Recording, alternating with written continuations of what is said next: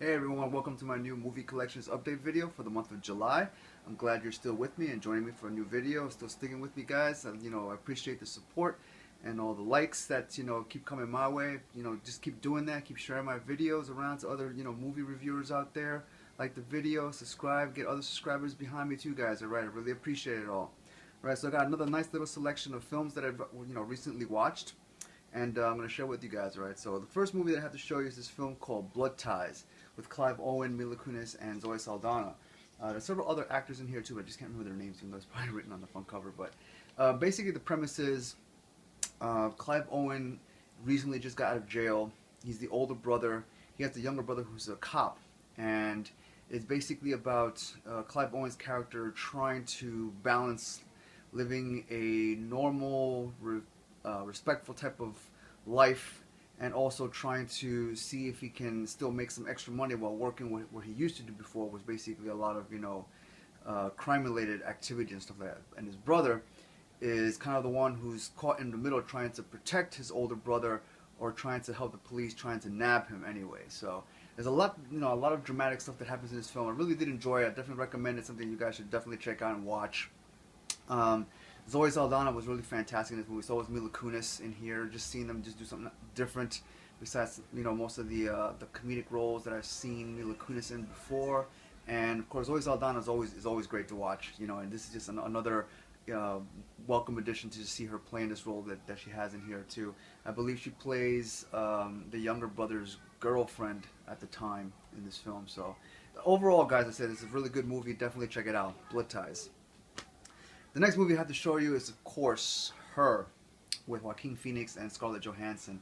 And basically, the premise is Joaquin Phoenix's character plays this type of person that is kind of like an introvert, doesn't really get out and socialize that much. He was involved in a relationship, he was married before, and certain things happened that kind of led to them getting divorced. So the movie kind of picks up, I believe, sometime after they've decided that he and his wife decided to get divorced. So basically, they're in the process of trying to get the divorce papers out. But he, is just trying to kind of live his life. He works for a card company where, he basically writes greeting cards or writes messages on cards to sell to people. And basically, the whole background of this film is that it takes place in the future. So there's a lot of futuristic elements in this film, which is really cool. Of course, the obvious one being, the AI interface, the computer interface that he ends up, acquiring, that ends up having the voice of Scarlett Johansson. So basically, the film actually really does pick up once that character is introduced, and just the interaction between Joaquin Phoenix and Scarlett Johansson's, computerized voice, communicating with him is actually the most interesting part of this entire film. And there's a lot of things that happen in this that just made this such a really entertaining film to watch, and a lot of things kind of you kind of can relate to because it deals a lot with relationships.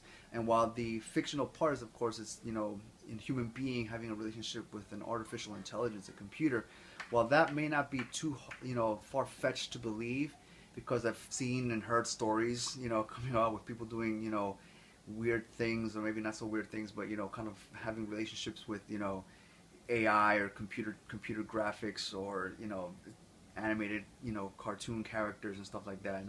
I've seen stuff, guys. All right, so believing the idea that a human being can fall in love with an artificial intelligence is not that hard for me to kind of like get behind. So I really did enjoy it.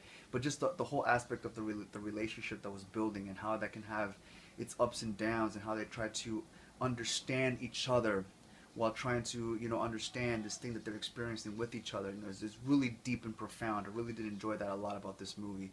And it has its ups and downs. I mean, I don't want to give away too much, but I mean, it kind of goes into a very depressing area, more or less towards the end. So hopefully I'm not giving away too much, especially if you haven't watched this movie. But if you haven't, definitely I'd say check it out. It's a great movie. The script was fantastic. I love the way it was written. So definitely Her. The next film that I have to show you is Inside Llewyn Davis. This one, basically the premise is the character of Llewyn Davis is a struggling musician. He's an artist. He's trying to get his music out into the world. So he's trying to find places or find promoters that will pretty much take him under their wing and promote his music so that he can become famous. So basically, the whole thing about this movie is there's one occasion that he goes, I believe, to Detroit. I may not be correct with that because I don't remember much of the locations that they were going to. Because it takes place, it starts off in New York, and I believe he hears about a promoter that he can possibly get a deal with by going to Detroit. So the whole thing is about him going to Detroit, and he brings along this, his stuff and this cat. And there's a whole bunch of things that happen, which just kind of, again, just make me realize that, living the life of an artist is really a hard struggle. And this film kind of really does capture, that idea that, living that type of life is really a struggle. And you take punches and you just roll with it, and just keep going, just keep trying to, shoot for your dreams and try to grab it, however you can, and one of the things is I'm kind of trying to make a joke here, but one of the things that I realized about this film is that one, yes, being an artist is a long life's struggle, and two, I probably need to get a cat. Yeah, because I mean the cat. I have to watch this movie again, but I know the cat has to symbolize something in this film. I just haven't quite grasped it yet, so I may have to watch this movie again. But overall, I did love this movie a lot, guys. So I definitely say check out Inside Llewyn Davis if you haven't done so already, guys. It's really, there's so much going on in here, that's just under the surface that you really have to look into in order to understand what's going on. So definitely, guys, check it out if you haven't done so. The next film I have to see is Liam Neeson in Non-Stop. Here again, of course, I have Liam Neeson playing a sky marshal. He's on a plane, receives a text message, of a threat that passengers on the plane are going to get killed if he doesn't comply with certain things that the anonymous person wants him to do via these text messages. So he's trying to figure out, first of all, who is the one that's sending the text messages, at the same time that he's trying to save the passengers on the plane.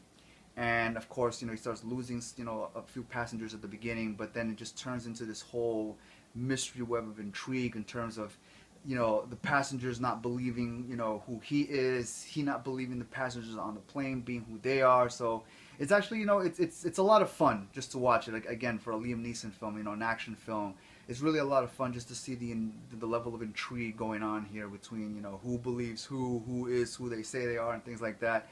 And I'd say it has a pretty interesting payoff at the end, with all the twists and turns in there. But it was really a lot of fun. I wasn't really disappointed. As a matter of fact, when it comes to Liam Neeson and a lot of his films as of late, I haven't really been disappointed too much by a lot of what he's done. He's come around to be, a fairly decent, reliable action star, and you're definitely gonna sit in there and watch a film and really kind of like come off saying, yeah, that was a lot of fun. That was a lot of fun. So this one basically is no less. So definitely, I'd say, if you have time, and you can pick this up as a rental, definitely check it out. Non-Stop. The next film I have to show is, of course, the remake, reboot, however we want to call it, of RoboCop. I did see this movie in theaters. I did like it in theaters, so I decided, what the heck, let me pick it up to add it to my collection. I don't have the actual original. I did see it like a billion times, so maybe I'll probably eventually pick up the original version of RoboCop. But I have to say that the remake was actually fairly well done. It was actually really good. Wasn't the greatest reboot of a previous 80s film that was ever done, but it is, it's fine. It's fine for what it is. Again, if you don't know the premise of RoboCop, basically it's about about Alex Murphy. He gets killed on the job. Well, actually, in the original, he gets killed on the job. In the remake, he gets killed off, when he's off duty. And basically, he's put into this program that completely turns into a cyborg, thus becoming RoboCop. And it's about him trying to struggle with dealing with the fact that he's part robot and still part human. So again, the balancing act of a machine trying to understand itself as being human, or understanding itself that, or is it the opposite? Is it the fact that Alex Murphy is human, but he has to believe that he is also part cyborg? I'm not even sure if that made sense. But for those of you that have seen the original and have seen the remake, you know what I'm talking about, right? But other than that, I mean, the visuals were great. It was a lot of fun.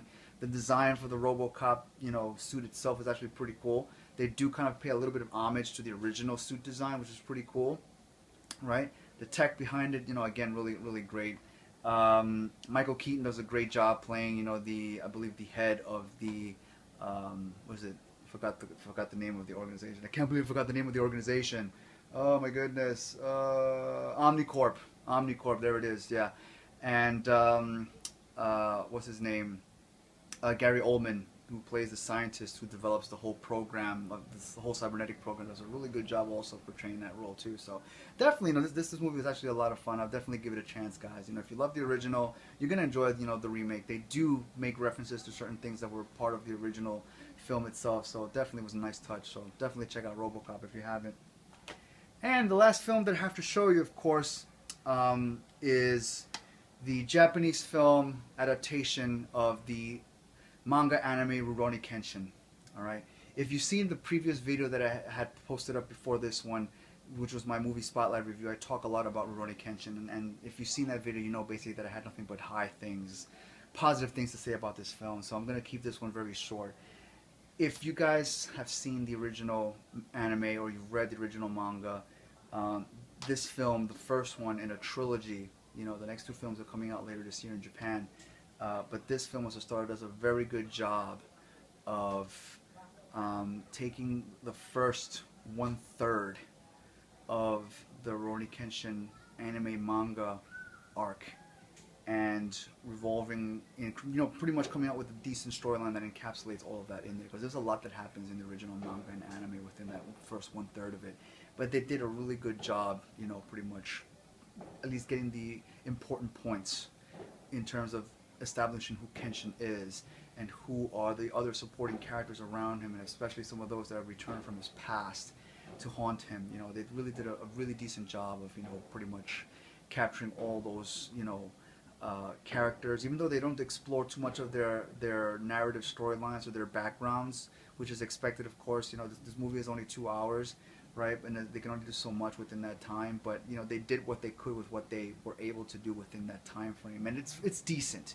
It's decent. I mean, I give a lot of credit to the writers, that they were able to put as much as they could in here and not make it seem like it's too confusing or anything like that. I mean, there's some parts in there that might be a little confusing, but overall I really enjoy this movie a lot, guys. So definitely, I say, if you have the chance to be able to pick this up, definitely do so. This is the original Japanese version of this film, and this is the Blu-ray version that actually comes with both Blu-ray and DVD. So that was actually a pretty cool addition. The only downside to that, of course, is that only the Blu-ray version works. So the Blu-ray version is all region, the DVD version is only region 2, and there's no English subtitles. But of course, if you know the storyline, you really don't need it, But there are subtitles available out there on the internet. But overall, guys, I definitely enjoyed this one. So definitely, if you have a chance and you're a fan of the series, definitely pick this up and watch it. It's really good, and stay tuned and look forward to the upcoming sequels for that as well. So guys, that's pretty much it. Again, that's my small little selection of films that I watched recently. I hope you guys enjoyed basically what I had to show you and what I had to say about each of the films that I just talked about. Send me comments, guys. Let me know what you think about what I had to say about those films. Give me, comments about other things that you think I should be watching, or you recommend for me to try to pick up so I can do a review later on of.